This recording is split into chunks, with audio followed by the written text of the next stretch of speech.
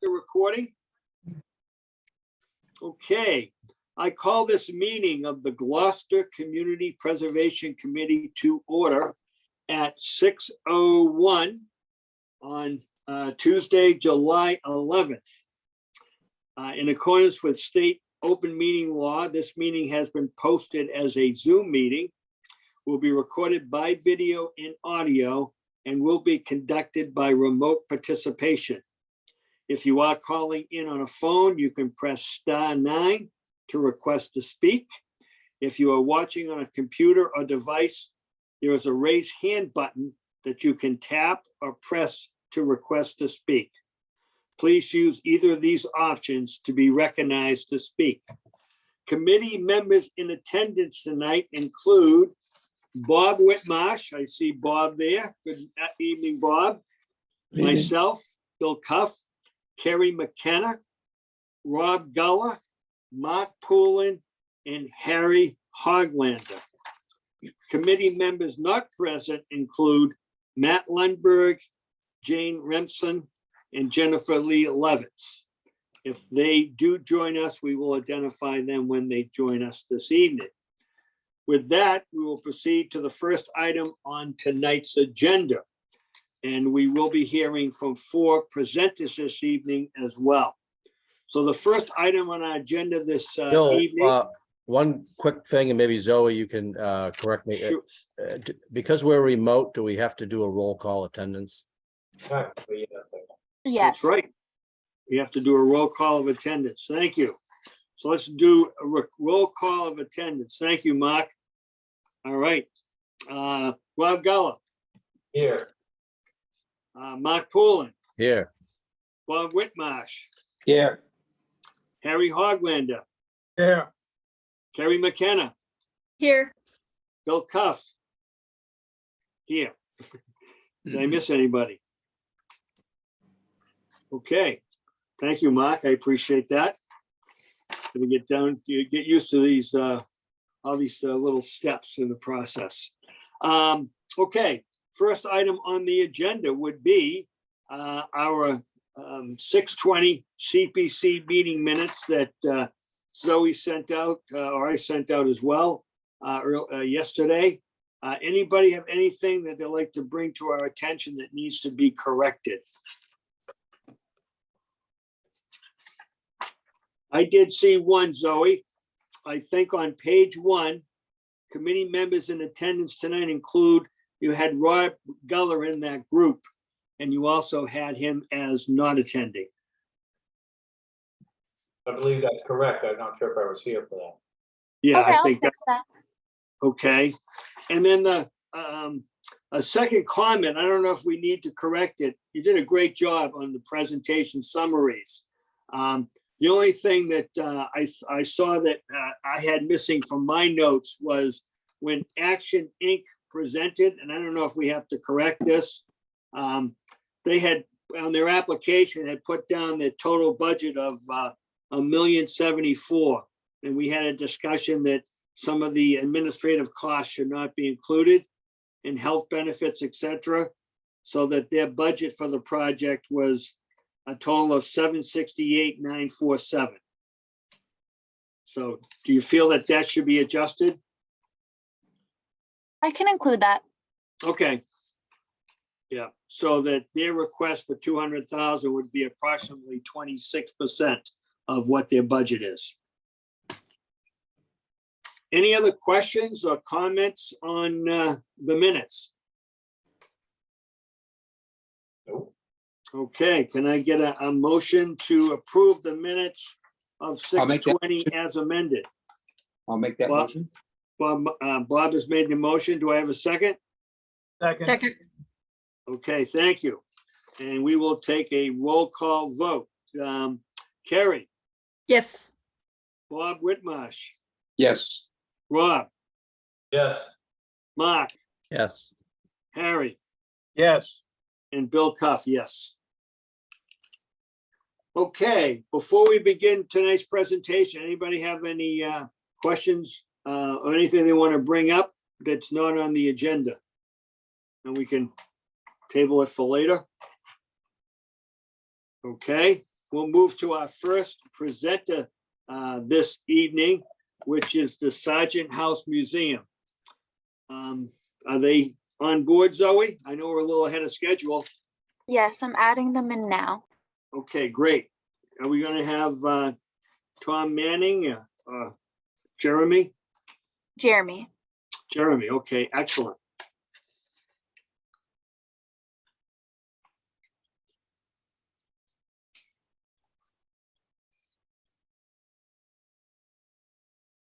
Jeremy, you should be all set to talk. Okay, thank you. Can you see my screen or can you see me? I don't, Well, I can't see you right now. I just see, okay, let's see. I don't think your Oh, video is on. go. And the screen, I don't think, we don't see the screen Oh, either. yeah, here we go. There's the video, sorry.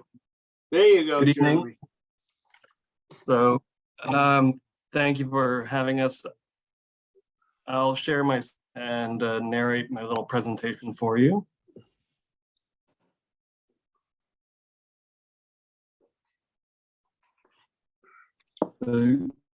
Is that sharing properly? Can you see it? It's coming up right now. Pinch for, oh, there you go. Good. And Jeremy, This just before- application, oh, sure. just before you begin, our process here is to have you take, 5 to 7 minutes with your presentation, and then we'll open it up to questions from our committee members. Okay. Yeah, I don't think my presentation will take very, very long. So our grant application is to repaint one side of the house on the east side where our visitors entrance is. So it was 2008, 2009. That's the last time we have any records for having it painted at all. I don't know if that was the entire side of the building or just doing some touch up, because there has been some touch up done. I don't know how well you can see that picture, but you can see that there are actually two different colors on that side of the building, because when they did do some repainting, some spot painting, they didn't match the color properly. So that's one of the issues we want to address. Also, there's a lot of chipping and bubbling in many places. The shadiest side, it's the dampest side. And so there is some rot there probably, and it's certainly an area that we are always monitoring for rot. And so it's very important to us to make sure that we maintain that side of the building in particular. So here are some examples of what that side of the house looks like today. In fact, I took these pictures earlier today. And you can see that clearly the paint is flaking off and bubbling a bit in places. It's mainly flaking off as far as I can tell, more than bubbling. And in the picture on the left, you can see the two different colors from two different paint jobs, presumably. And here's some more pictures. Okay. Is that the two different paint jobs on the same side of the house, the two different colors? It's the same color. The quality of the light is different, so it looks very different in the two different photos. But if you look at the photo on the left, the lower clapboards are actually a different color than the upper clapboards. It's a slight difference. But these pictures, believe it or not, are actually the same side of the house. The left and the right. It's just the light was so different and I was much closer, so it appeared very different in the two photos. But in the next photos, you can see again, the paint looks very different just because of the lighting. But you can clearly see that there's been a lot of wear to the paint. It is failing in many places. We have patched it here and there. Again, you can see the spot painting we've done, which doesn't look very good. And you can also see a lot of mold growing. This is the darkest and wettest corner of the building where a particular photo. So it's the one most likely to be.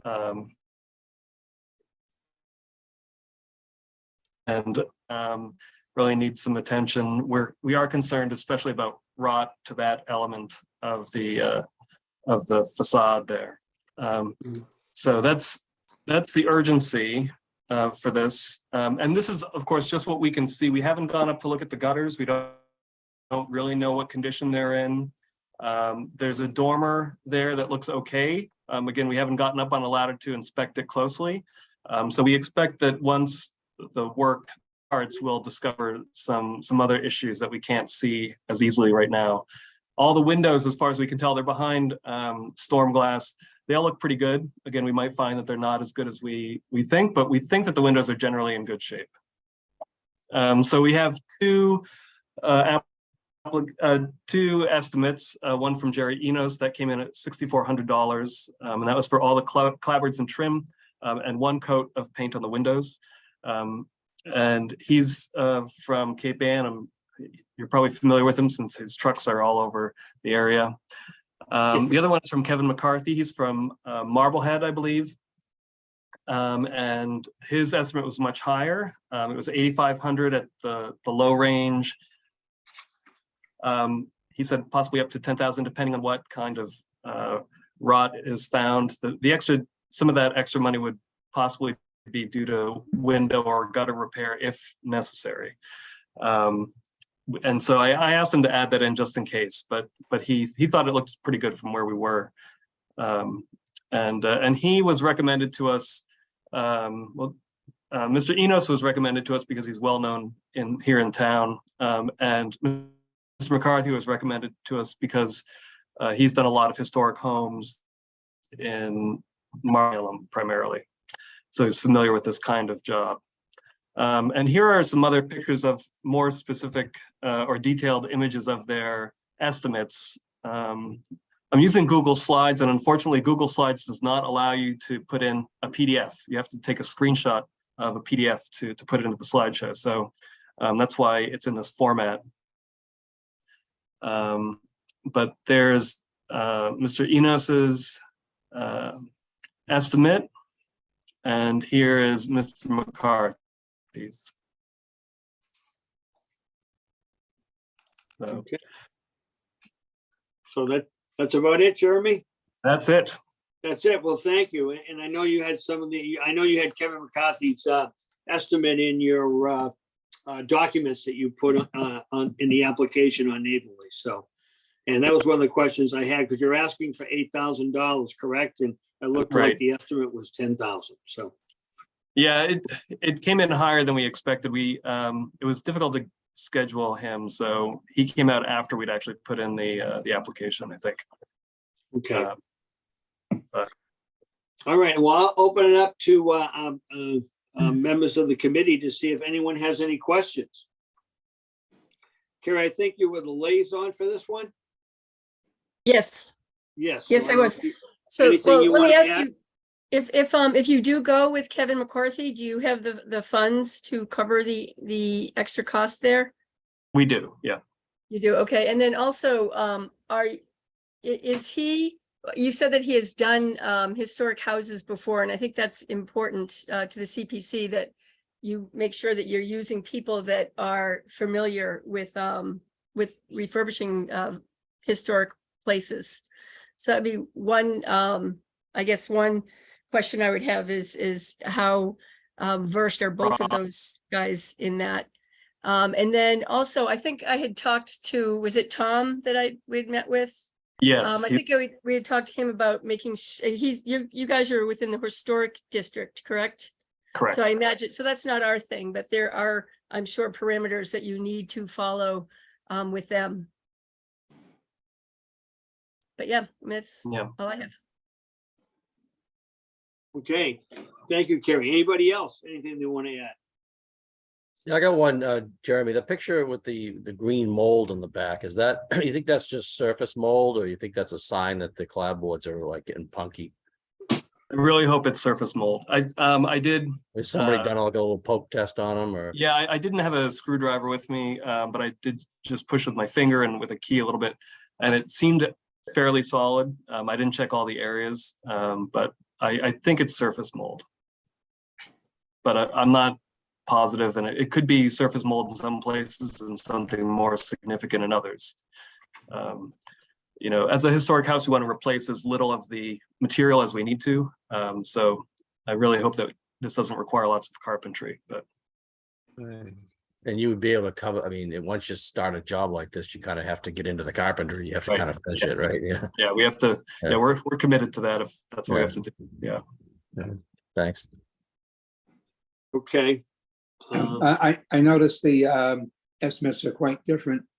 And it seems like the work could be quite different in terms of the restoring the gutters and the window sashes, and maybe some of the rot that may be there.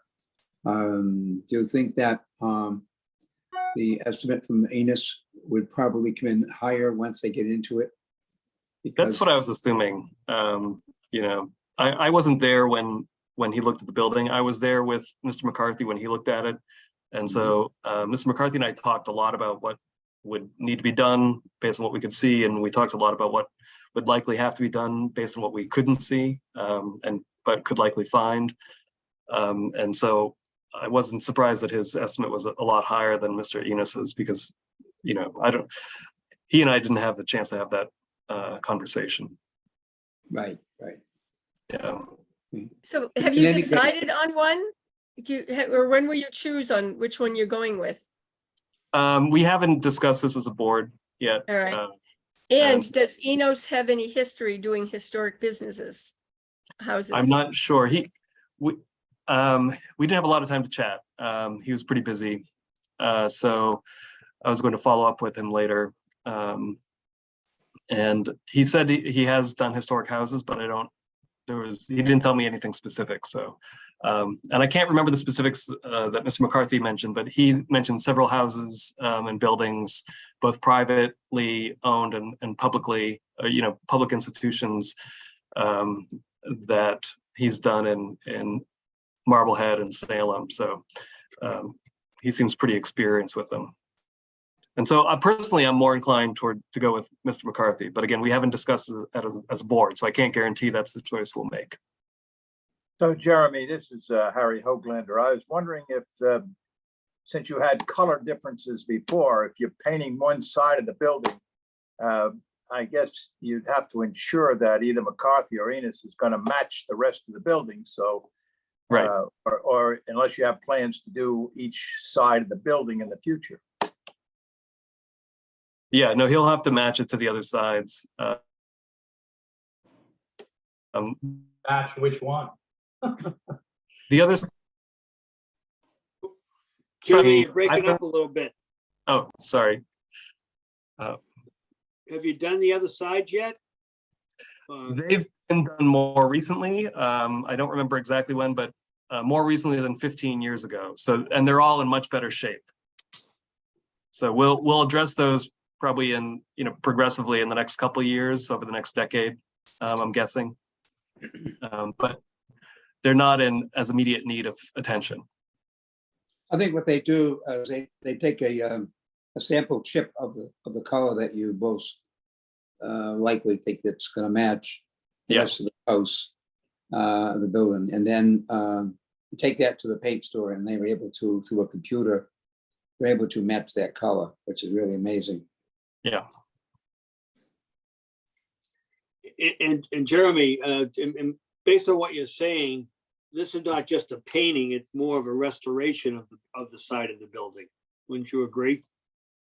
We're a museum, and so everything is when we repair anything, it's done with restoration in mind. We need to be very careful about how we repair or change things, and so we do need this to be very thorough. It's not going to be a slapdash job. Yeah.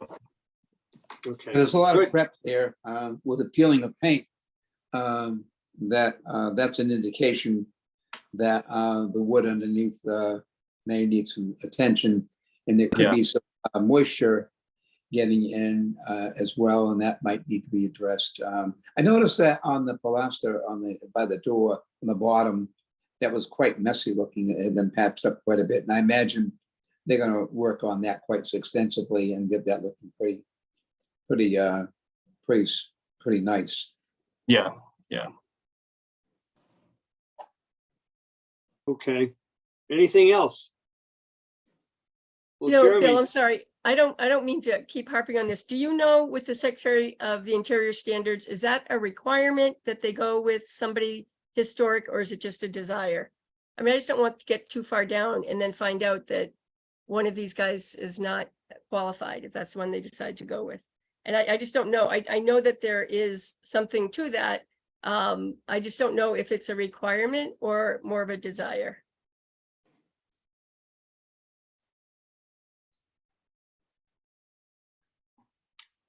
I'm afraid I don't know the answer to that question. Yeah, no, I I don't was asking Bill if he knew. Yeah. I know, if you, you were asking me, I thought you were, Yeah, I am not Yes. sure about that. I was, Bob, do you have an idea from being on the Historic Commission? Well, I think actually it's a matter of overseeing it, making sure that whoever the painter is, if they're capable of doing the carpentry that's necessary. I don't know if there's any certification that they would have. But I do think that experience says a lot, and I think that I would inquire about their references as to what historic properties they've worked on. And if they've worked on historic properties that are very similar and precious, like the Sargent House, I think that would be a good qualification for picking the contractor.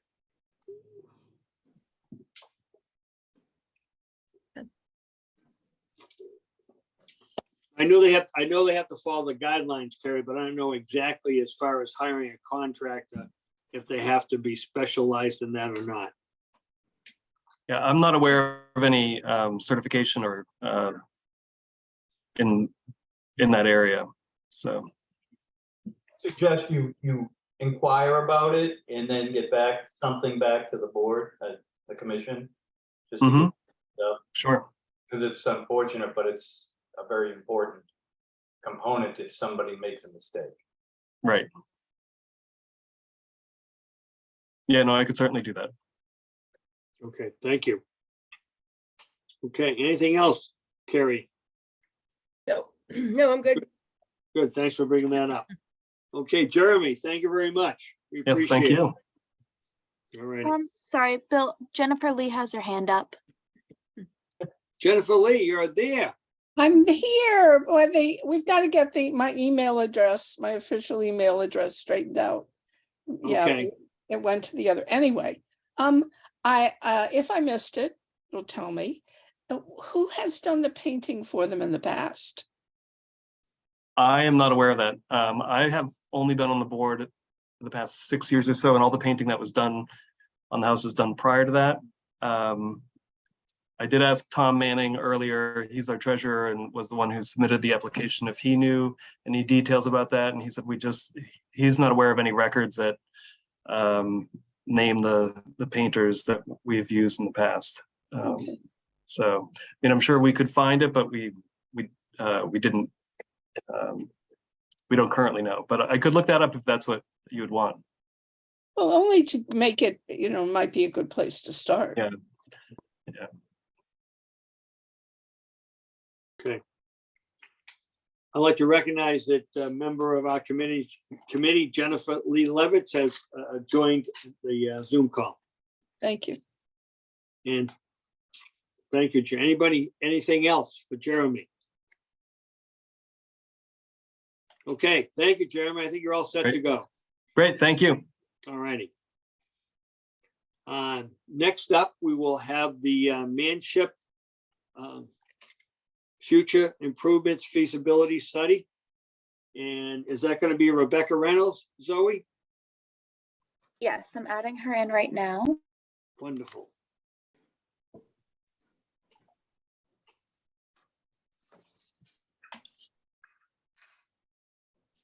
Hi, Rebecca. Is there anyone else joining you today?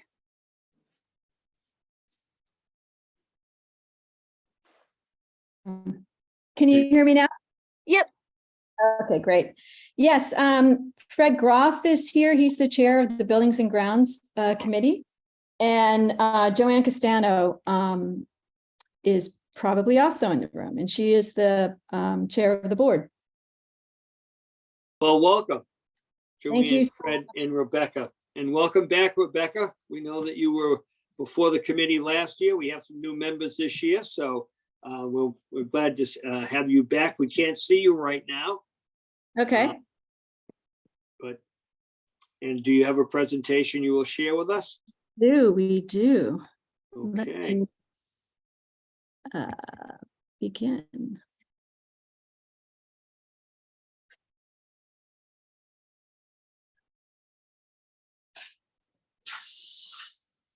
Well, thank you so much for having us back again. We're actually continuing what we started last year. Of course, I want to introduce you to the site. It's a very important historic site in Gloucester. It's just over 15 acres. It was the summer residence and studio of Paul Manship, who you probably know created the Prometheus Fountain at Rockefeller Center. And what we are all about is placekeeping. We are saving our heritage and continuing at a very important cultural site. As you see, we've been recognized since very early on. This was a statement made by Rebecca Harris of the National Trust for Historic Preservation. Rebecca, your presentation is still loading. Oh, So- really? Yeah, if you think you have some screens that we're looking at, we don't have anything presently. So you don't see anything at all? No, I have a black screen that says loading. Resume share. Is Oh, that- that's terrible. Is that what everybody else has? Yep. Yes. It's saying that it's screen sharing. Well, I'm not sure, it worked the last time. I am at a different location, but maybe I can just keep talking and we'll see, because I don't want to Okay. take up too much of your time. I'm very sorry about that. What I'm looking at right now is a quote from Rebecca Harris, who is a senior field officer at the National Trust for Historic Preservation. And she was commenting on how the Manship Artist Residency has come a long way in a short time. This is a very special place with multiple layers of history and a stunning setting. Often the best way to preserve a historic place is to use it. And so we are actually using it just as it was originally intended by Paul Manship as an artist residency. And they recognized us as our uses as being relevant, forward-thinking, and sensitive. They said that they would remain involved with us and look forward to sharing what we're doing as a model for how to activate and protect a significant historic place in a creative and sustainable way. So I think, yeah, it's having a problem there. The next slide talked about our honors and awards. We received an Adaptive Reuse Award from the Gloucester Historic Commission. We also were finalists for a Commonwealth Award from the Mass Cultural Council, and those were both in 2019. And last year, we received an award for saving the Manship property from the National Sculpture Society. As an artist residency, to date, we've had over 70 resident artists. In addition to those 70, we've had over 400 visiting artists who are visiting on daytime hours working there.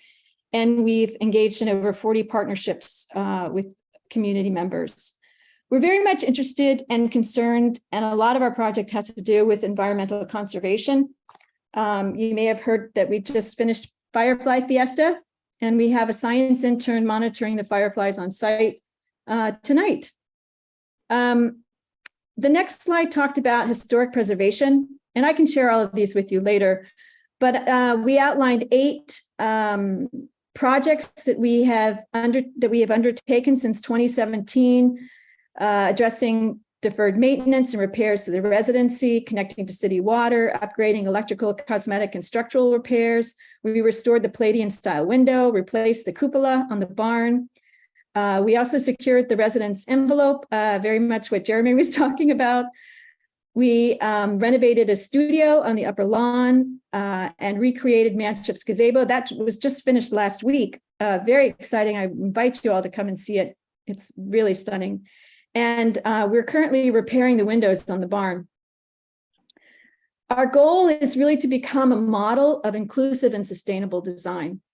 We are looking at renovating the barn with best practices and innovative solutions. We want to increase the studio and exhibition and performance space in the barn.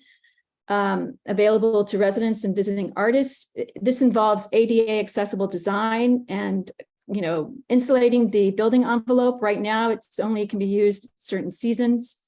We need to make the residents more accessible. We really are not able to have people with handicaps in the house safely. We want to update our appliances and enhance the services. Whenever possible, we intend to source recycled materials. There's also, of course, restoration of the grounds, which includes reintroducing or enhancing, repairing signature features that Manship had on the site. And we're very interested and are actively working on restoring, you know, a biodiverse natural setting and preparing for climate change. We want to thank you again. As I mentioned earlier, we're here kind of following up from last year. Last year, we asked you to help us with this project that we're undertaking. We asked you for 100,000. You were only able to give us 50, which we're very grateful for.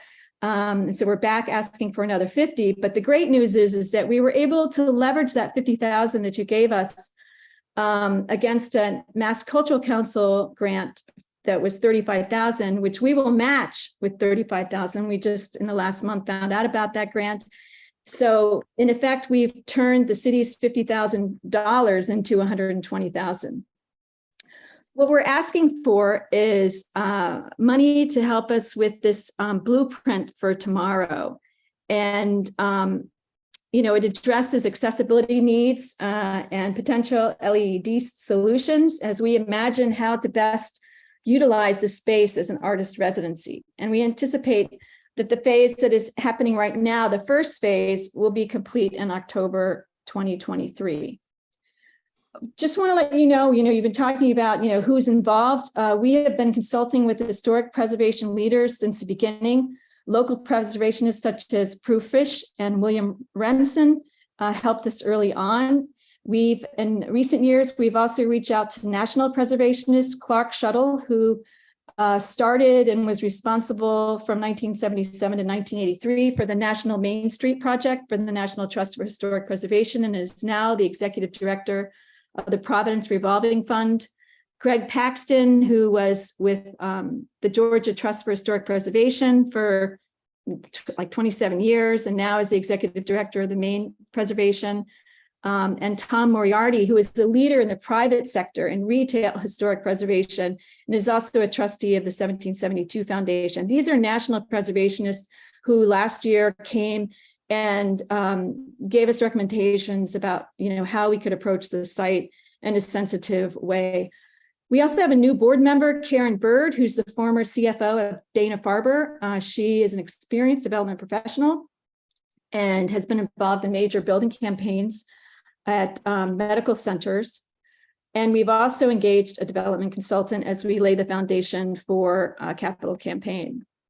So we're about to finish phase one, which was the design concept that we anticipate finishing. We will finish this year. And the next phase that we're asking for your help with for 2024 is to prepare the documents for the work that will happen to address the needs that we have. And the last slides were really just screenshots from the grant that we submitted. Okay. All righty. So you answered one question for me, Rebecca, is the fact of the total cost of the project went down, and that was because you received this additional funding.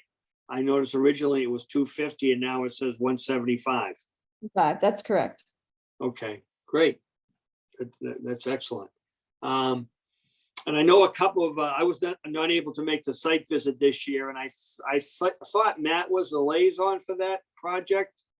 Or was Yes. it? Mhm. That's Yeah, and correct.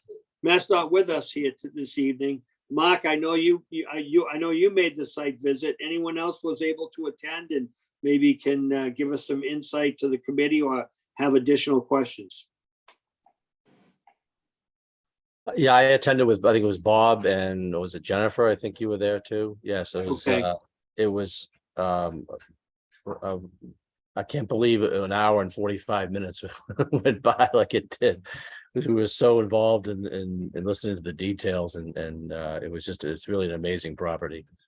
But I don't have any specific questions. I mean, we asked a lot there, like on some of the, as we're being shown different features and elements, we asked a lot of questions on site, but so I don't really have anything to bring to the committee. Okay. Okay. Anyone have any questions?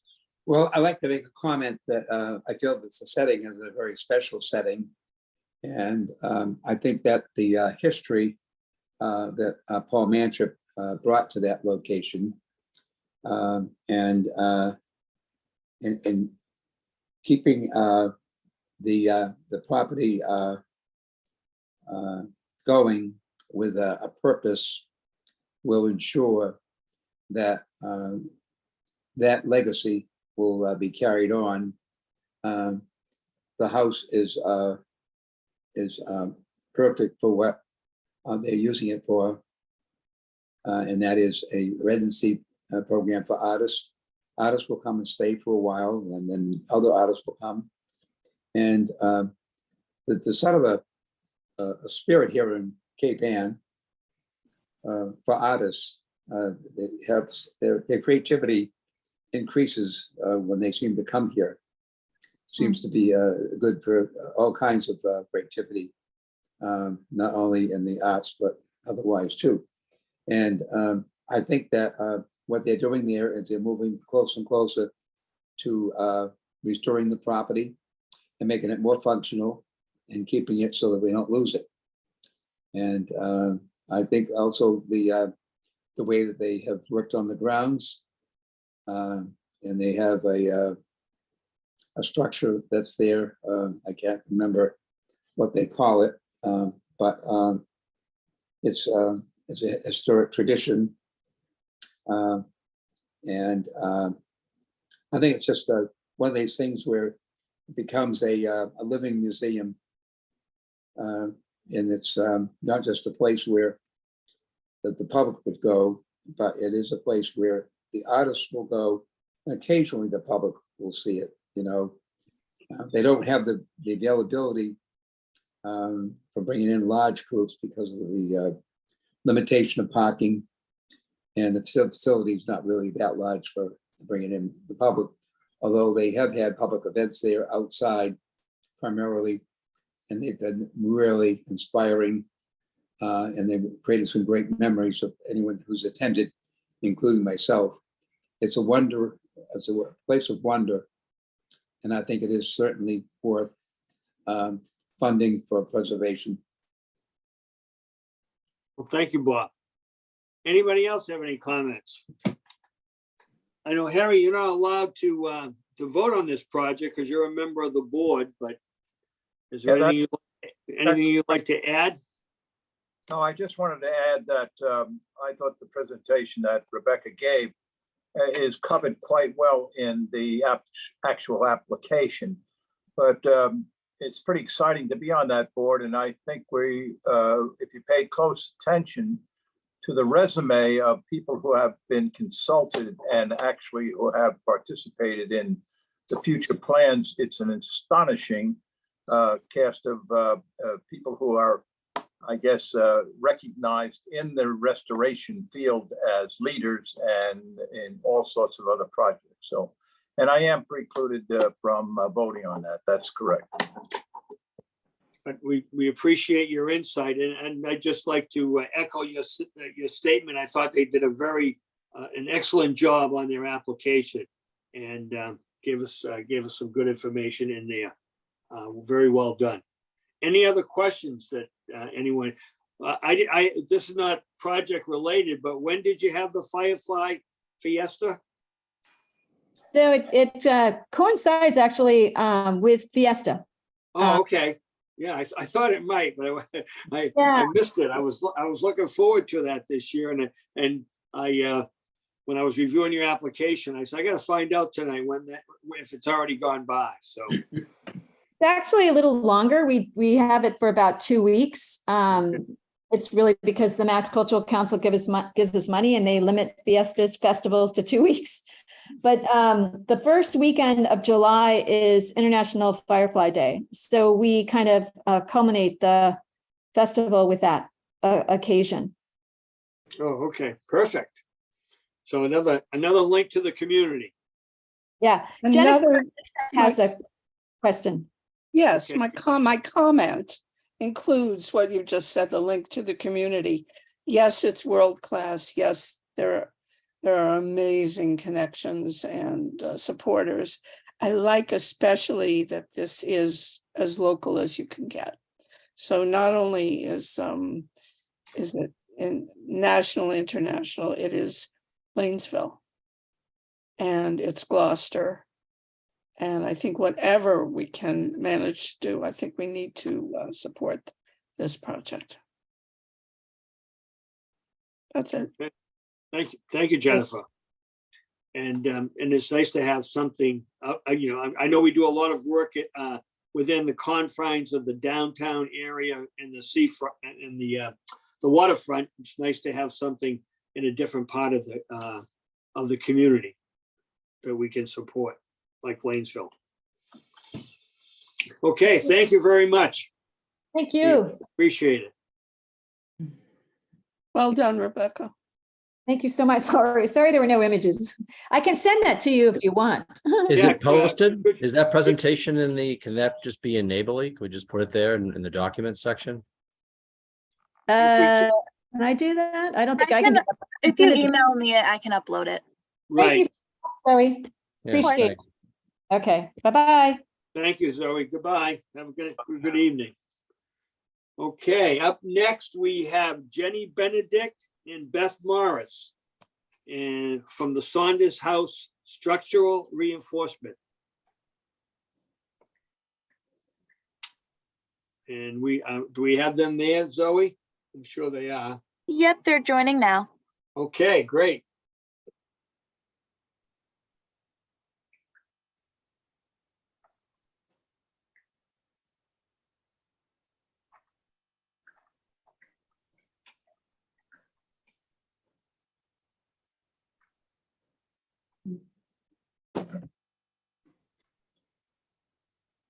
Okay, good evening. Can everyone hear me? We okay? can see you, Jenny. And you're sitting in the Saunders House right now. Yes. I am sitting in the Saunders house. Well, welcome back to the Community Preservation Committee, and we're glad to have you. And Beth was with you this evening, Beth Morris. Yes, good evening, everyone. Thank you for having us. I'm Beth Morris. I am a member of the Board of Trustees of the Sawyer Free Library, and I also serve on the Saunders House Stewardship Committee. Okay, well, thank you. So we'll turn it over to you and let you make your presentation for 5 to 10 minutes, and then we'll turn it over to the committee for questions. And Jenny, I know you've done this before, so I'll turn it over to you.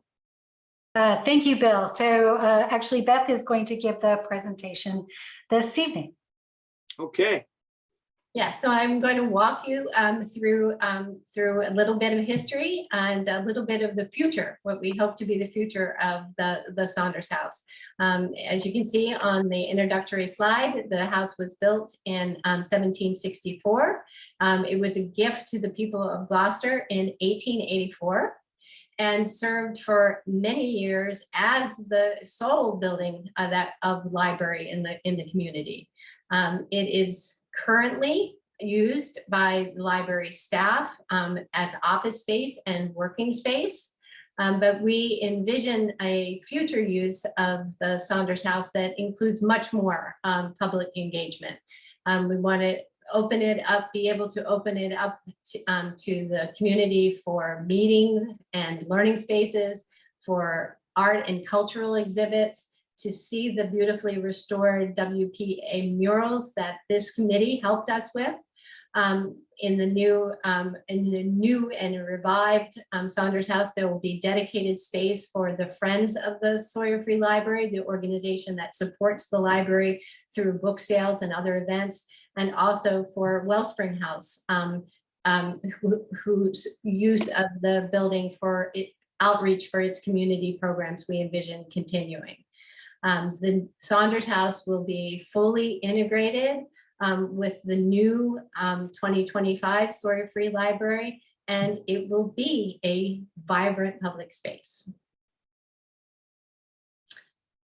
So the corporation, the Gloucester Lyceum and Sawyer-Free Library Corporation, is approaching our work on the Saunders House in a phased way. You are very familiar with the first two phases of our project. The first was the structural stabilization that allowed us to restore the WPA murals. And the little images that you see are the brand new beam that has been installed, shoring up the foundation on the Dale Avenue side of the building. And there's a little detail of the restored murals.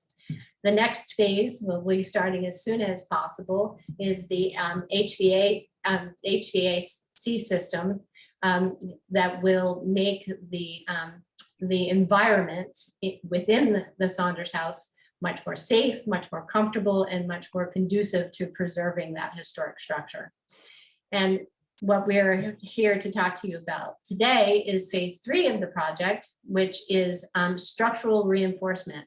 The floors in the Saunders House are very old, and the structure that is holding them up is also very old. And we have commissioned studies that show us that the floor load capacity of the building is insufficient. And we need to improve that before we can expand public use. And we need to improve that before we can make the additional enhancements that we envision, which will be the phase 4 of our project, which will include adding an elevator and installing accessible restrooms. So this slide shows you a detail from the study. All of the areas that are highlighted in red fall well below standards for floor capacity. And so we will be looking in this project to bolster the structure of the building to bring those up to standard. So our goals and the methods for this project, we are going to preserve and protect the historic building structure and its features. We're going to increase the floor loading capacity over the whole first floor so that it meets current standards and load limits of 100 pounds per square foot. To do this, we're going to divide the lengths of joists and beams, introducing intermediary supports, structural steel columns, and concrete footings in the basement, as well as bolster beams to support the flooring from underneath. In addition, we are going to add a new bearing wall at the central stairway. The stairway is a real beauty in the Saunders House, and we want to take especially good care of that.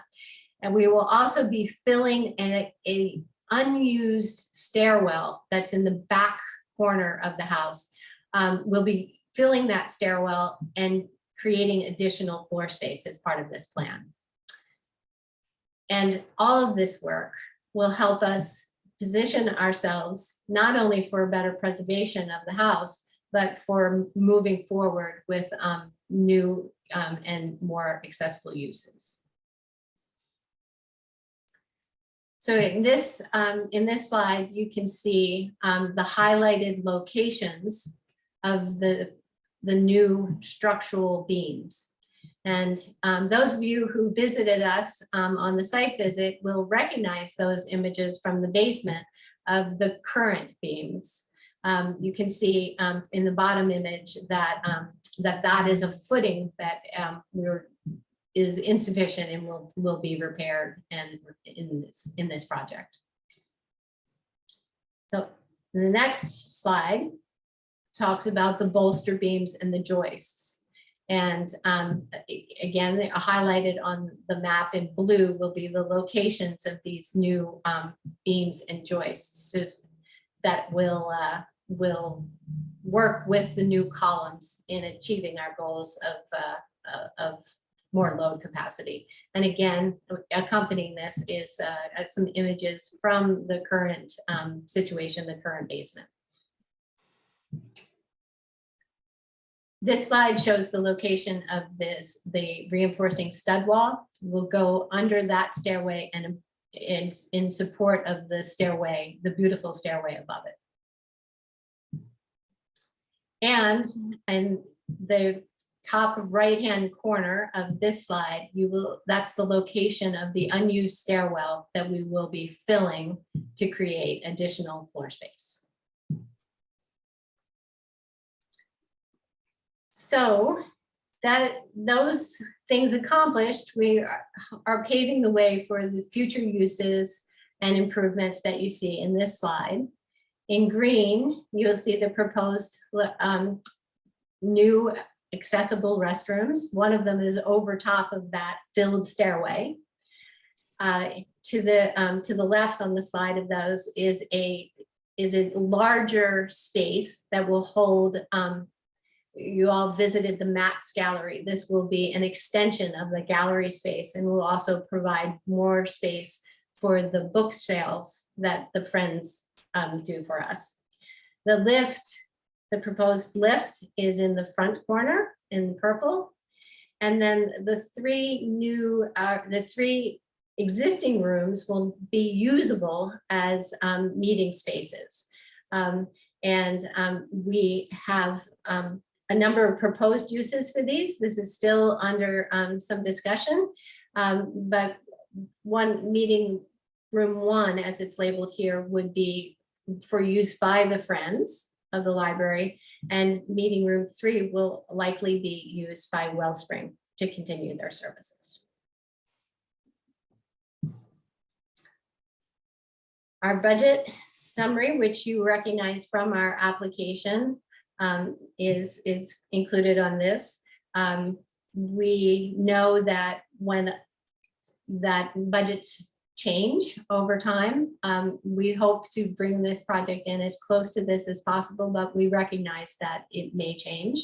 And the Library Corporation is very much committed to this. And so if the estimate, it goes above that 300,000, we will find a way to absorb the additional cost.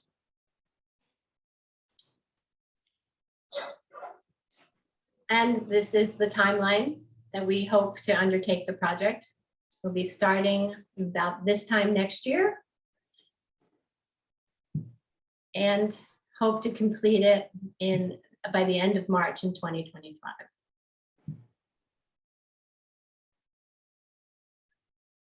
So the community benefits of this project are a better, stronger, more accessible Saunders House, one that is ready to take this old precious house into the future safely and be available to much more use by the Gloucester people.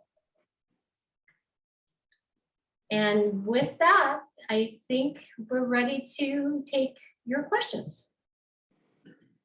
Okay, well, thank you, Beth. And before you begin, just a couple comments on myself.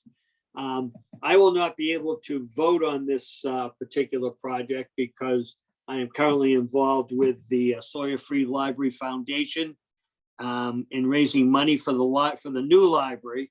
And just to clarify that the Saunders House has nothing to do with any of the fundraising that is being done by the library. Is that correct? That is correct. These are separate projects. As a historic building, we are pursuing funding through historic resources for the Saunders House.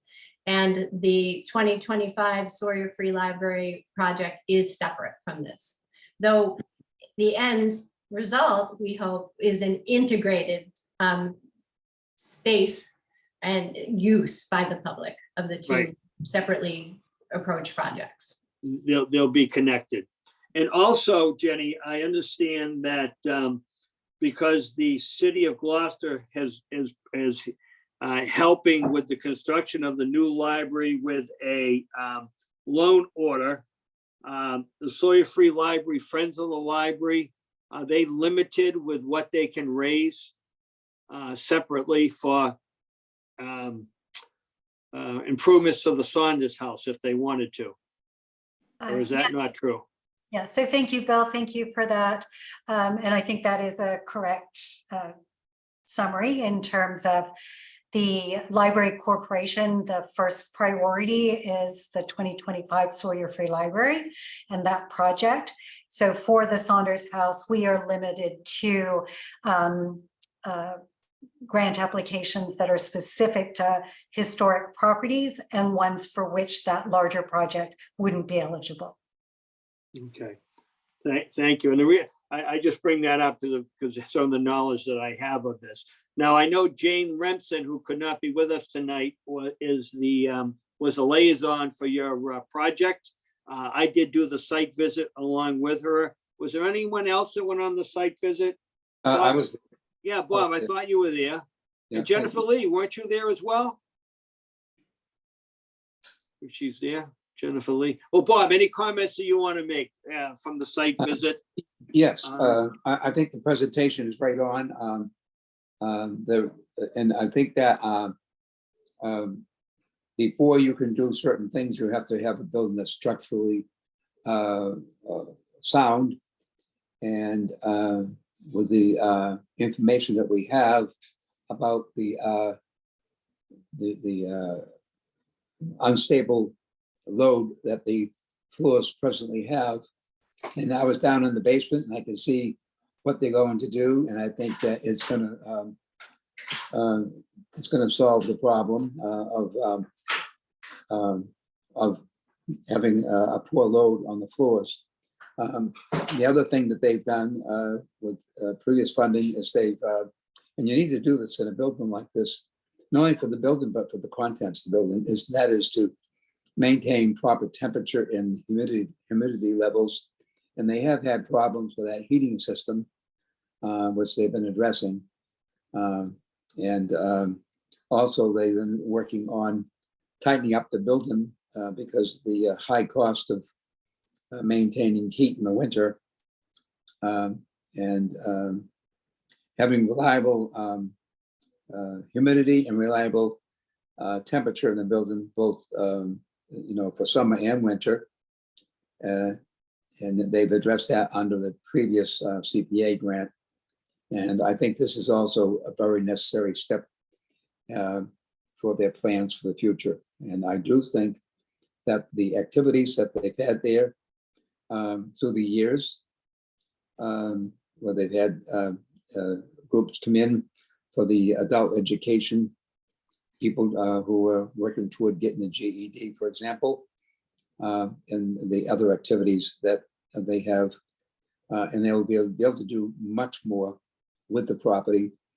And it will be a great addition to the library next door to have this space. And it's the building is very iconic to the city, both inside and out, with the murals and all the history. The interesting thing is that it was a gift from Samuel Sawyer back in I think it was the 1880s, and it's been carried on all this time, and it's going to have a new life. It won't be exactly its original purpose, but I think it's a purpose that is in keeping with the spirit of what libraries do in today's world, and creating a meeting place where people gather and have exhibits, bringing art exhibits in will be certainly great. And they also will be doing their book sales. It's all connected to activity for the library. I think it's a great use of the property. And there again, in order to keep a property going, you have to be sure that you're creating a purpose that will carry into the future. Well, thank you, Bob. Appreciate that. Okay, I was there.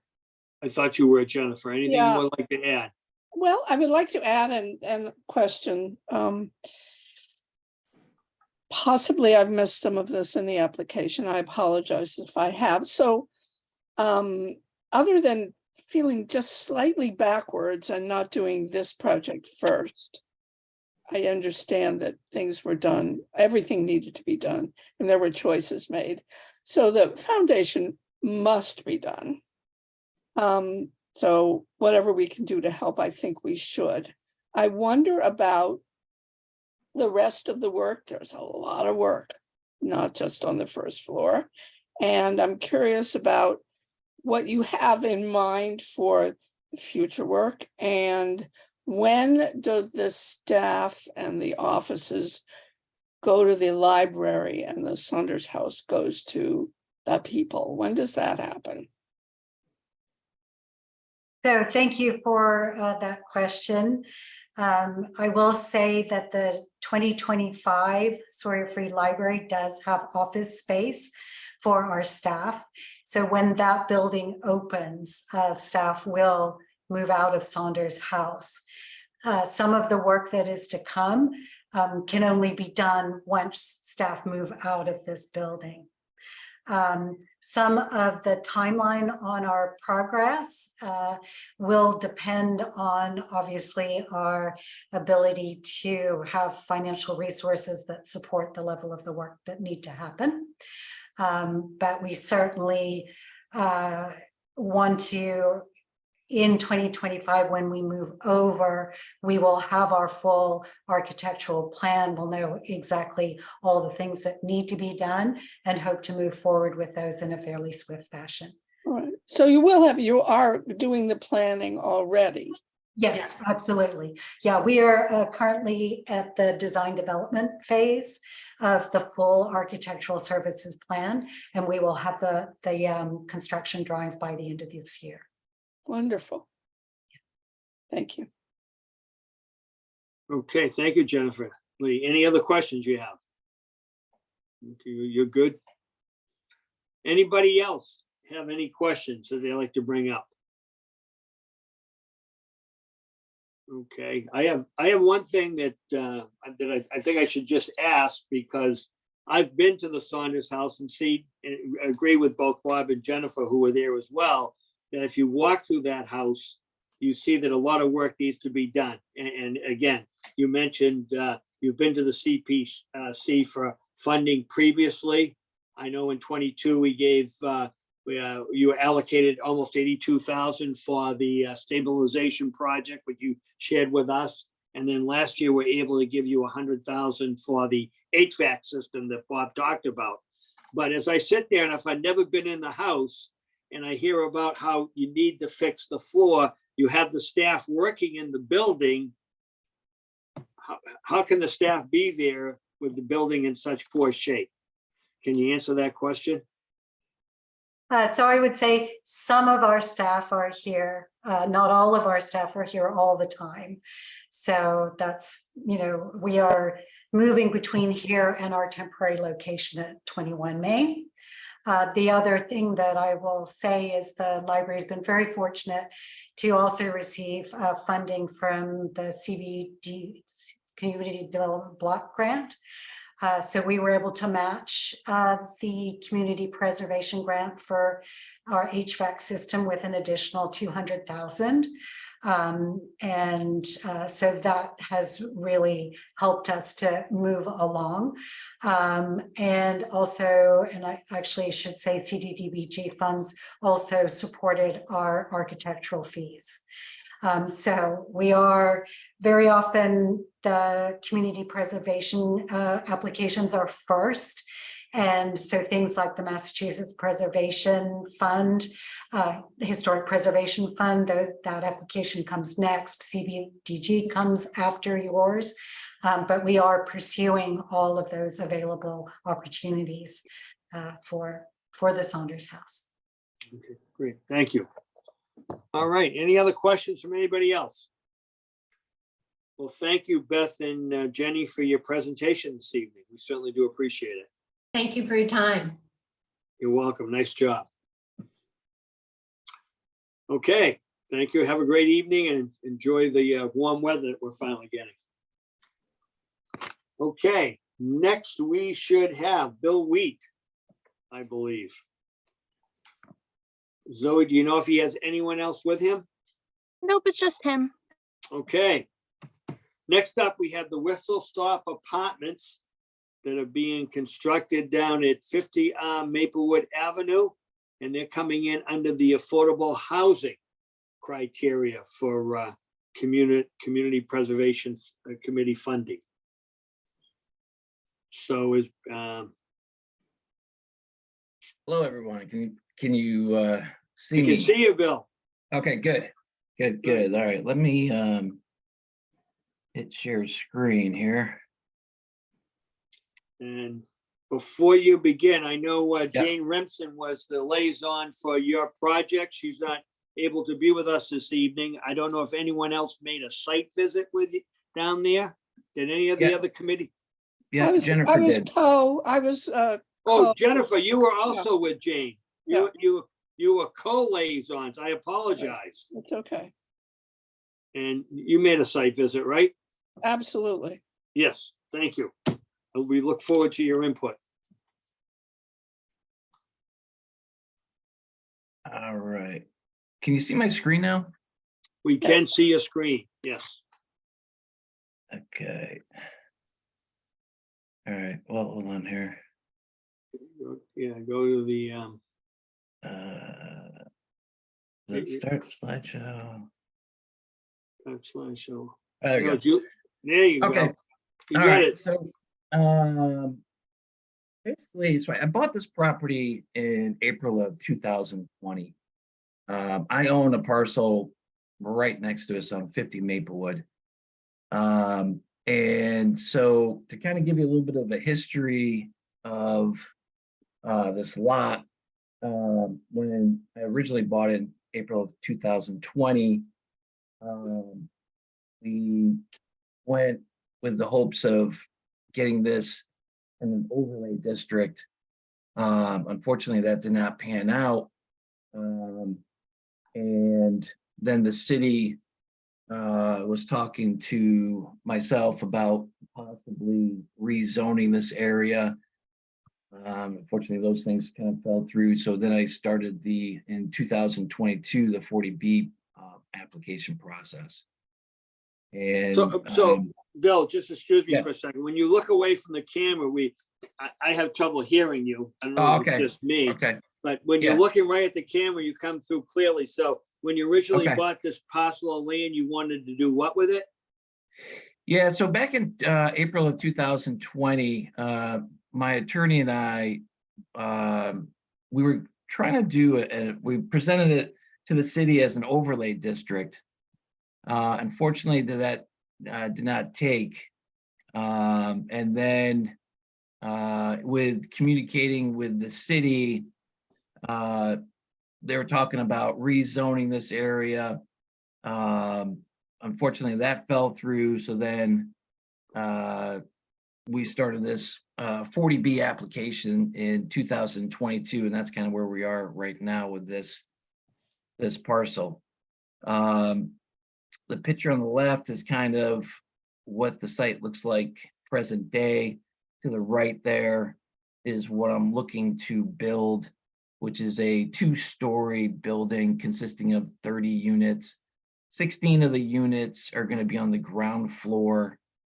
There's going to be enough parking per 1 car per unit, with additional parking for guests. And I think everybody knows where this location is. It's right by the train station.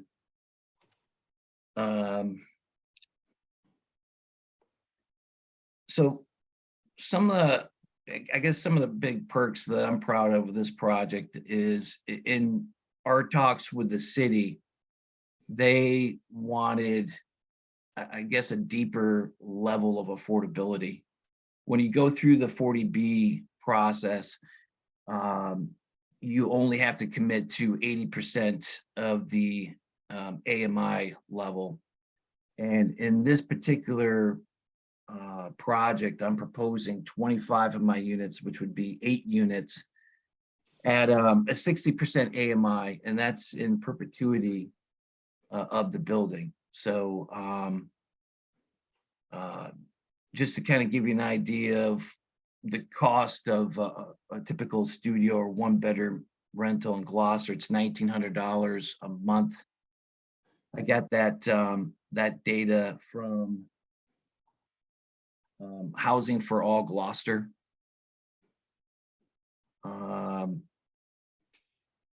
Also, one of the things too is nowadays everybody is renting houses and what have you through Airbnb. This is all going to be long-term rentals, year-round rentals. They're going to have, I'm going to have solar panels on the roof, high efficiency HVAC equipment. I already mentioned about the parking. Obviously, this building will be up to code, be fully sprinkled. And another thing too is I'm gonna offer tenants the ability, if they want small pets. Most places in town are not pet friendly, and mine is going to be pet friendly. So obviously this is not a, if you open up the newspaper nowadays, there's a huge demand for affordable housing. And, I just read last month, a place that I used to go to all the time, Willow Rest, it had went out of business. And the reason being is they had a hard time finding employees that work there. And, one of those reasons is just the lack of affordable housing. And they're not the only business where that's, a lot of businesses now, would like to be open 7 days a week, but because of their shortage of employees, can only be open 4 or 5 days a week. I got another Housing for All Gloucester stat here where it said that Gloucester employs 15,800 people. Only half of them live here locally. So I'm probably not telling anything new here, but affordable housing is much needed. Kind of give a summary of where I'm at with the permitting. On July 27th, in a few weeks, the ZBA is going to make a vote on my permit. And hopefully that gets passed. This is going to be not a stick-built building, but a modular-built building. So that's my time frame for the modular units to get installed is April of 2024. Takes about 3 or 4 months after that to finish the building. Hopefully I can get the site work started in October of this year, give or take. And I'm going through a couple of local banks as far as funding. North Shore Bank and Cape Ann Savings Bank have expressed interest. And I do have a term sheet with North Shore Bank currently, but obviously that's all pending on getting the permit approved on July 27th. So yeah, that's kind of where I'm at. Okay. And I'll open it up for any kind of questions that you have. Thank you, Bill. All right, who would like to ask the first question? I'd like to ask some questions here. Is this the same property that we did a site visit some time ago? You had withdrawn the application. Is this the same site? Yes. Yeah. Okay. Yeah. And the other thing is, I know that that area has a lot of problems with having solid ground, and there's surface water that sometimes comes up. What is your plan on that, and how much of a problem do you think it might be? So for drainage, we're installing a massive underground stormwater system. And where it captures the rainwater, and then we're going to pump it off cycle. The building itself is going to have a foundation. It's going to be helical piles, which are these piles get screwed into the ground, and then there's a platform above the surface that the modular units would sit on. I see. Yeah. Okay. And what is the plan for landscaping and keeping the area attractive so that it's a nice setting for people to be living in? Yeah, definitely. It's gonna look 10 times better than it is right now. That's for sure. I have a full plan of, drainage plan, obviously, all the different architectural plans, and we're going to put several trees, shrubs. Yeah, but I have a full drawing, which I didn't share, but I can Right. share that with the committee if need be. So you're going to be involved in the construction. You'll be also involved in the managing of these units in terms of you'll be at least in the ownership of it and overseeing it.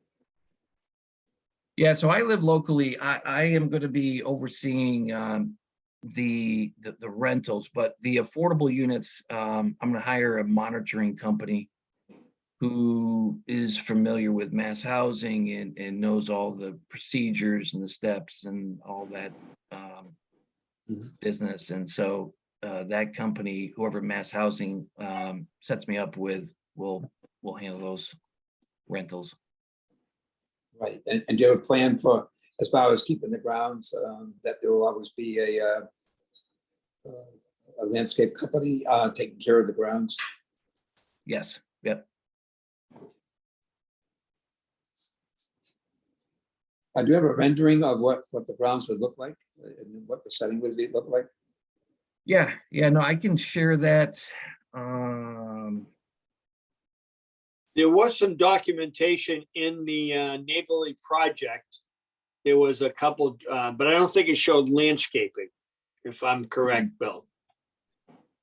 Yeah, so I've got a full plan, a full 10 sheets that my civil engineer put together. We're pretty far in the process with the ZBA, so that's easy enough. I can email the whole packet over to the committee if need be.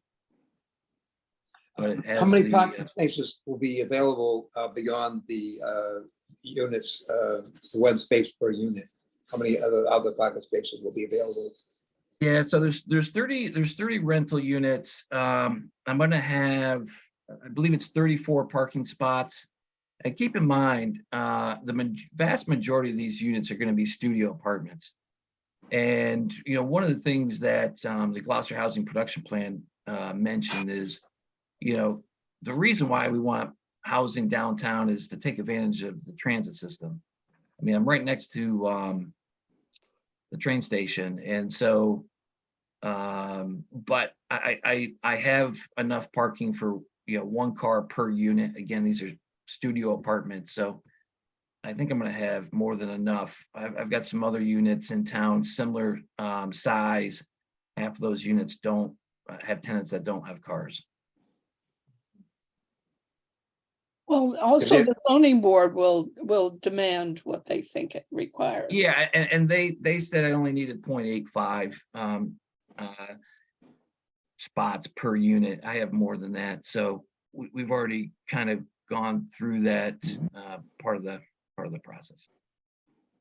Is there room around the property that if the need for parking increase in the future, would there be a place where you could create parking? Not really. Kind of towards the end of the property, we've had to put a the fire truck has to have a kind of a loop around, which unfortunately took a lot of the property as far as I would like to have more green space, but because of the you know, the guidelines that you have to work with, you know, the fire truck needs its fire path, and there's nothing I can do about that. Emergency egress, I guess they call that. Yes, yep. Bill, could you tell people a little bit more? Could you tell everybody a little bit more about why you decided? I mean, just personally, you could make a lot of money if you put up storage units. Yeah. You Yeah, can't no, find there's- one in Gloucester, so talk about that, please. Yeah, I mean, a couple years ago, so this is zoned for extensive business. And a couple years ago, yeah, a lot of people came to me saying, yeah, you know, Gloucester's, you know, there's no storage units that are available. Why don't you put up a mega storage facility there? It's zoned for it, easy peasy. And not only storage, but some other potential uses for that land. And I don't know, I'm kind of stubborn with it. I really think there's not too many parcels left in Gloucester where you can put housing. I just think this is an ideal location for it. It's you know, right downtown. You're right next to Shaw's. You know, across the street on the other side of Maplewood Avenue, you have the mill building. You know, Gloucester just needs housing, and this is really great workforce housing.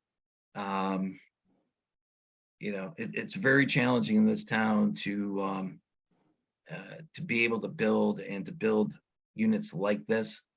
And I just didn't want to waste this parcel to something that probably you know, is very profitable in storage units, but so Thank you. fingers Thank you, crossed. Bill. Any other questions from anybody? Bob, Harry, Mark, anybody? Yeah, I have one. Mine's more around the spending with respect to the receiving the funds. And I understand that all the city commissions and boards will weigh in on the, you know, drainage and all these other things, right? But in terms of CPC funding with respect to the spending and the Yep. timeline, how is that? Well, how our funds would get there? Bill, when would our funds, if approved, be available? What, spring of?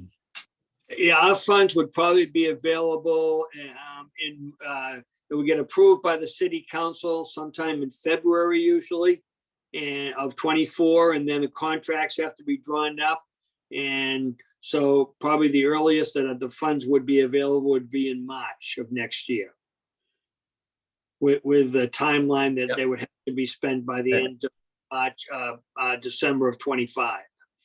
And so be spent, so not reimbursed, but spent, right? Yes. Right. Well, we So know, how- it's a bill that's submitted and reimbursed. Right, okay, yeah. So anything you want to add on that? well, so I was hoping to get the site work started this fall, early winter. You know, the modular units won't get delivered till April timeframe. That's just, it takes them that long to be built at the site, and then they get shipped down. I mean, this is a project that's gonna, you know, go anywhere from November, probably wrapping this thing up in August or so, in my crystal ball here. So I'm not sure really, you know, this is my first time dealing with, I don't know how the funds would work. Yeah, so Mark, that's a great catch, because I know in the application, it looked like you're gonna use the money for some of the site work. And if you're Yeah. doing that in October, Right. Bill, Mark Yeah. is correct, that money would not be available for that. It would be more available beginning in the second quarter of 2024. Yeah. So, Well, so the site work's pretty extensive, and it's probably multiple phases. The first phase is the underground water chambers for the stormwater. That's probably the first thing that's going to go in. The other part of the site work is the grading, the blacktop, putting in the sidewalks, and kind of prepping the site, and that could be done in the spring. So there's I know your timeline to me, and I'm not in construction, but I've watched construction, to me, sound pretty aggressive. I mean, it's nice to want to do it by then, but you know, once the project starts, stuff happens. True. Yeah. Okay, anybody else have any other questions, Mark? That was So, good. yeah, so just on, while we're on that line, so is it acceptable or reasonable to amend the scope of work, you know, in the application based on what might be a more predictable timing? I mean, is that something Yeah, that, I mean, is there any way that, I guess, the funds, instead of, I guess I put it under site work, maybe I could put it under, you know, finish work? or does it have to be that specific? I don't know, you know, can it, I don't know how general it could be to be in your For the favor. project, you mean? Yeah. Yeah, because you I- say site work and the site work's done and then we approve it. If we were to approve it, then, well, the site work's done, but then it could have been used for the other, you know, finish work or something. I don't know. Yeah. Right. Yeah, I think that would be something we could have a discussion on. Yeah. When we decide, when we have our deliberations on what we're gonna approve. Right. So it. the point I would like to bring out is, Mark, why do you need the CPC money? Do you need the CPC money? Well, you know, as far as in today's market, it's extremely challenging with financing a project like this. You know, the project's, it's a lot of work involved with, like I said, this extensive drainage plan is very costly, a lot more so than I had originally anticipated. Going through the ZBA process, this thing's kind of morphed a little bit. And so, you know, the numbers have escalated a little bit.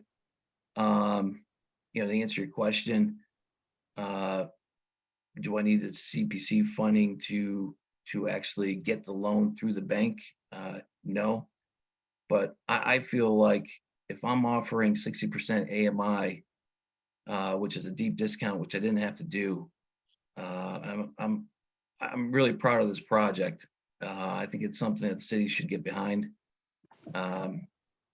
You know, you don't see too many private developers building affordable housing. Obviously, you see some nonprofits doing it, and they do a great job with it, the YMCA and other companies like that. But you know, to answer your question, I don't need it for financing, but it definitely helps. I think you deserve the support. And I would like to also point out that the work you're doing, the site work you're doing, especially with the stormwater, improves the whole area. I mean, this is not only cosmetic, but this is environmentally forward thinking, and it benefits the whole area, not just your property and not just your project. So it's really a community service that you'll be performing by being a leader almost in being willing to go the extra mile and not think just of purely of profits. You will, of course, I hope, make some money on this, if not at the first minute, but at least over time. And I would like to applaud your sentiment and your efforts, and I hope this goes right for all of us. Yeah, thank you. Okay, anybody else? I'm just kind of curious about what type of siding you'll end up with on this property. Yeah, so the exterior is going to be vinyl siding. You know, the inside has, like I said, you know, the mini splits, the HVAC, so it's great heating and air conditioning, has granite countertops. But yeah, for the siding, proposing vinyl siding. Is there some solar somewhere? Yeah, Yep, so there's gonna be solar on the roof for this. I'm gonna have electrical charging stations for cars. So yeah, I mean, I think there's That's very important And for the future. we have discussed maybe some of the aesthetics of the building, which is still open to design. So that part of it is not written in stone yet. Is that right, Bill? yeah, well, so the lot is long and skinny. And so I guess traditionally it would be, right now it does look a little motelish. But that's just a function of, I need, again, to follow all the standards on the fire truck, the parking. I'm limited to what I can do. And so cosmetically, it might not be, ideal, but it's going to be very functional and I believe very much in demand. Right? I did have a couple of questions, if anyone, but Harry and Bob, anything you wanted to ask? Yeah, my first question is, Bill, is my hand up coming up? Because I've had it up for about 15. No, I did not see it, but Okay, maybe it's part of my thing. Most of my questions were, the three questions I had were already proposed by Mark and Jennifer. So I was just had sort of the same idea that if indeed the banks and other grants that you might receive were adequate, what would be the need for our funding? Well, again, to take less of a burden off. It's at the end of the day, the banks are going to look at this project and see what I bring to the table. And to have grants and to have city support behind me just makes my application more stronger. Okay, thanks. That's good enough for me. all right, Rob, anything you have? Yeah, I'm just curious, by any chance, are you building this to have a second floor at some time in the future? So it's a two-story building. That's what we're proposing, 16 units on the ground floor, 14 on the second floor. This building, over the years has kind of changed a little bit. This is kind of what we came up with our talks with the ZBA. We went through our parking plan, traffic study, different other studies, and so it is a two-story building, and this is the. But not looking to add on to or anything like that. That was my Right. question. Thank you. Yeah, and how many stairways will you have to the second floor? 3. Yep. It's kind of like three buildings with stairwells in between them. It's not just one. It's not one long building per se. But it'll be all attached, right? Yeah, it'll all be attached, but there'll be stairwells in between them. Right. When you say 3 buildings, would you say that the buildings actually will have some kind of separation, even though they're connected with the stairway? Yeah. So the building, so it's 30 by 81. So there's three buildings of 30 by 81, 2 stories, and the roof line. The roof line connects it all. So if you look from the roof, it looks like one big building, but it's actually 3 separate buildings, yeah. 3 separate, yeah. And what type of a pitch will you have on the roof? Will it be a flat roof or? Yeah, it's going to be a slight pitch from the middle, from the one edge to the other, draining off on I forget what side of the building that is, but it's the side that's facing the transit parking or the MBTA parking lot there. So the front of the building will face which way? So the front of the building will be facing the McDonald's, Okay, or the 7-Eleven. I see. Okay. And you can park right in front of your unit. I mean, I anticipate that, I mean, I could be off, but I think the majority of these people that will be renting will be a mixture of older people that will like the ability to park in front of your unit, don't have to take steps, and you're right there.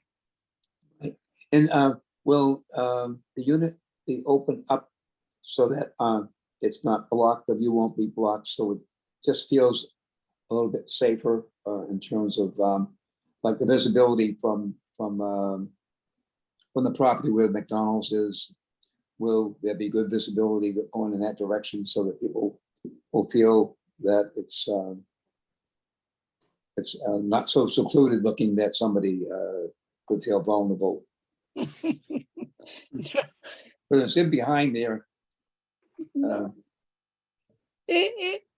It's right in the middle of everything. No, there's no seclusion there. Right, yeah, that's what I was thinking, yeah. Because right now, it looks like there's a lot of brush around there. No, trees. no, Yeah. no. No, that's. Yeah, right now, if you want to get rid of your TV, that's the lot to do it. You just, I pick up a lot of TVs and a lot of mattresses out there. Right, yeah. I think that your project will tend to clean the area up, as they say, and bring some purpose to it, which is very important. We have a critical housing shortage. Well, that's the thing. Right now, the lot's an eyesore, and hopefully this gets approved by the ZBA on the 27th of this month, and I believe it will be a great use for this parcel.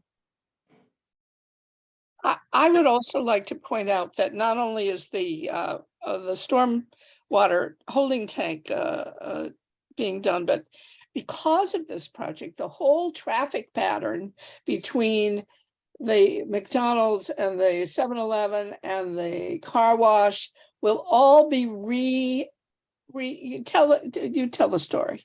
No, that's an excellent point that I forgot to mention, Jennifer.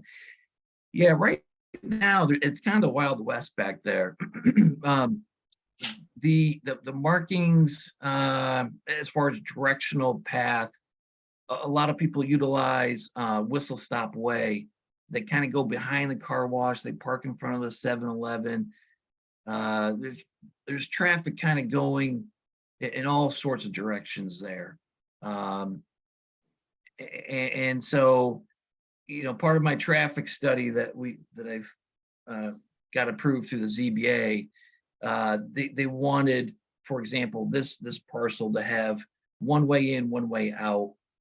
It defines the property so much better. It's going to be safer. There's going to be sidewalks for people to utilize to get from, say, Maplewood out to the MBTA parking lot. Right now, you kind of cut through my property, but there's no real markings. You're absolutely right, Jennifer. The layout really makes things much safer back there. It's a little bit dangerous right now. And the traffic pattern will be established and enforceable. I mean, between the one ways and the no more cutting through, and it'll cut a lot of chaos out and make it less dangerous. Yeah, that's a good point. Yeah. Right, yeah. It sounds really good. It sounds much better than I had realized. Thank you, Bob. Terry, anything you want to add? No, I was a little concerned and questioning the financial end of it, but I think that was clarified with several of the people here. Okay, great. Thank you. So, Bill, I have a couple questions and to focus really on the affordable housing piece, because this is really what you're coming to us for some funding for affordable housing. And you made a great presentation on the need. There's no doubt about it. Gloucester needs affordable housing. So these now it's 8, because I know in one of your bank letters it said 6, but in your application, it's 8 units that will be at 60% of AMI. Will they be the studios? Will any 3 bedrooms be included in that? What is your Yeah, plan? so one of the 3 bedrooms will be included on that. So it's a ratio of your particular units that you're offering. And so, Okay, yeah. so 5 and 1 would be a just good description. Well, so it's actually 7 and 1. It's going to be 7 8 and 1, I'm units. sorry, you're Yeah, right. yeah. And I was a math major for a year in college.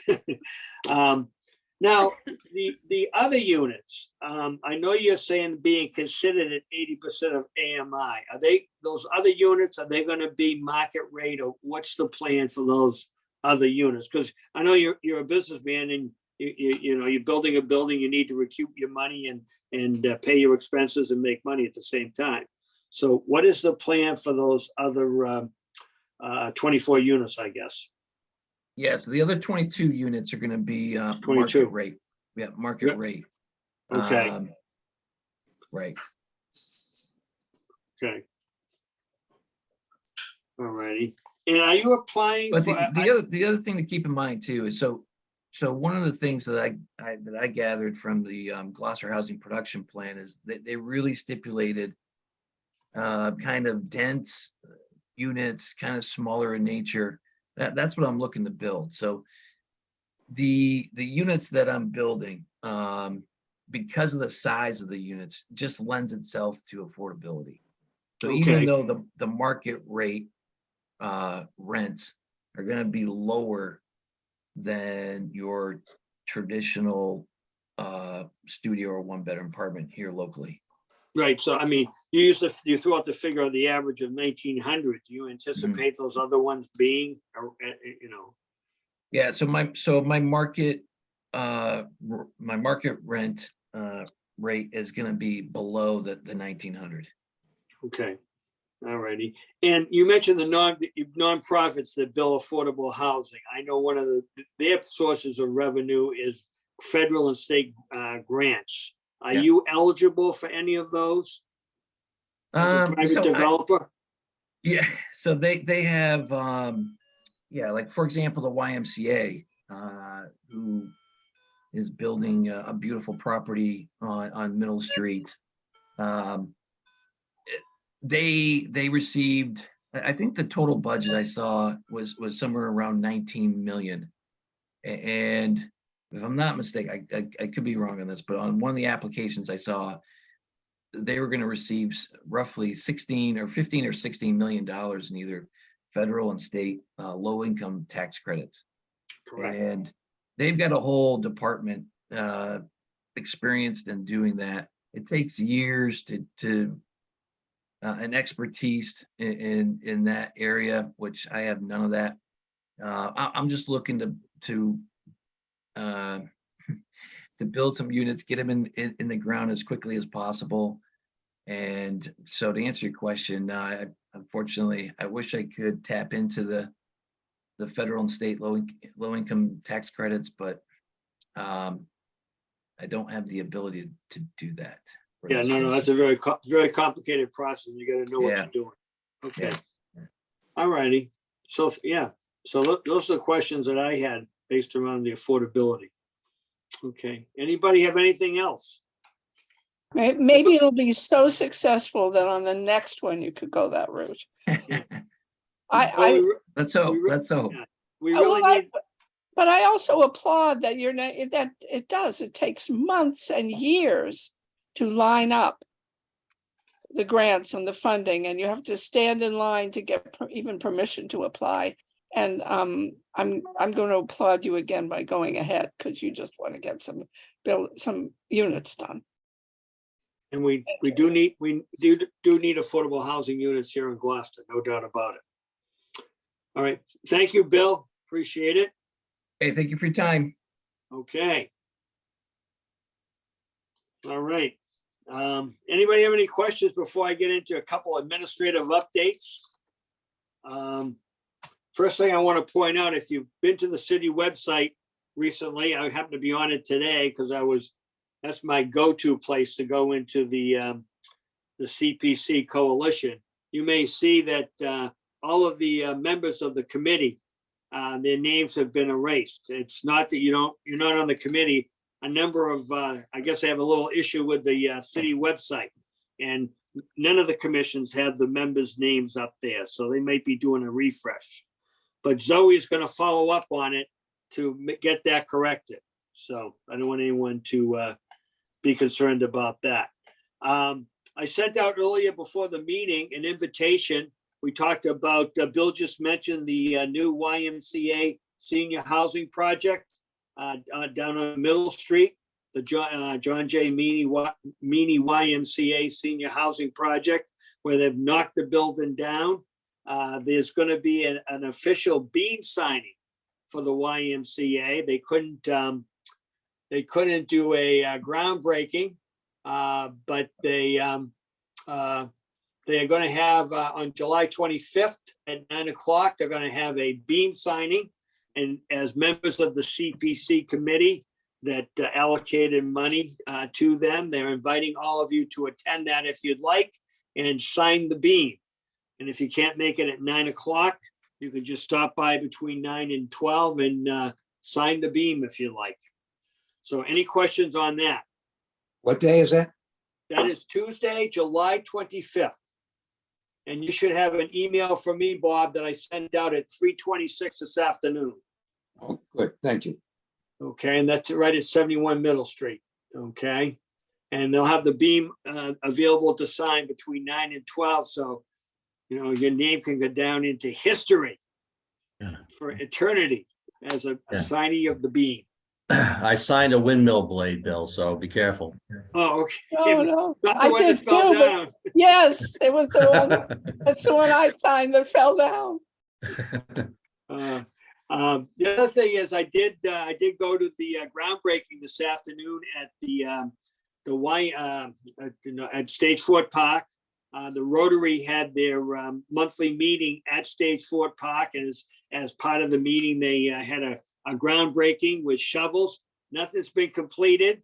As part of the ceremony, I thought you'd find this interesting. Mayor Verga was there, and he had the memo of understanding that is going to bring the city and the Rotary together on the liability and the care and the maintenance and the whole project. So as part of the ceremony before the groundbreaking, Greg signed the memo of understanding, and two of the officers of the Rotary signed the memo of understanding. So it's ready to move forward with that. And I know they had put an application in for eligibility earlier that they withdrew for 24. Right now, they're feeling they don't need to come and ask for any support for that project because they think the city is going to take on the responsibility for doing the sidewalks. So that's the latest on that. Any questions on that from anyone? Okay, so those are the only administrative updates I have. I did want to bring to your attention that our next meeting is scheduled for August 1st. And that's probably my favorite meeting of the year. And I ask a lot of questions, but because we have Kenny Costa attending the meeting, who is our city auditor, to talk about the revenue and his projection on what amount of money he feels would be appropriate for us to be deliberating on. And I know last year he threw out a number of $1 million. My sense, and again, I don't know anything, is that maybe down a little bit because the revenue from the state, if you go onto the coalition website, and that's why I was going there today, revenue through the month of May is down 34% in the state trust fund. And for those who may not remember, the state trust fund gives us an allocation of money in November based on the fund. Now, I know in the budget, the state budget that was submitted and being discussed at the State House had an allocation for the CPA trust fund to put some money in there that's not being generated from tax revenue. So it'll be interesting to hear what Kenny has to say. Kenny will be the first subject, the first item on our agenda that night, because he has a city council meeting that night as well. So he asked if he could be the first on the agenda to get his part of the presentation out of the way so that he could move over to the city council meeting. Any questions on that? And also, well, not so much for this year, but real estate transactions are down, so that's what's having an effect on the state revenue. Okay, that's all I have on the next meeting. Zoe, are you still with us? Anything you want to add? Nope, I have nothing to add. Okay, great. Thank you for sending out that panelist Zoom link for us this afternoon. Okay, so with that being said, I'll take a motion to adjourn the meeting. I'll make that motion. Thank you, Bob. Who would like to second? I'll second. Thank you, Jennifer.